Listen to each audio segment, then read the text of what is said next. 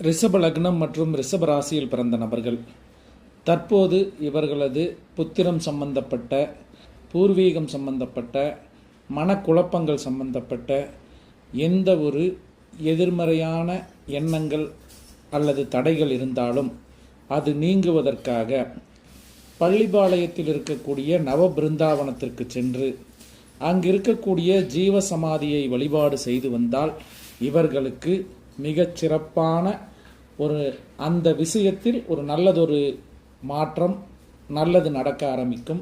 குழந்தை இல்லாத நபர்களுக்கு குழந்தை கரு உருவாகக்கூடிய அமைப்பு என்பது கிடைக்கும்.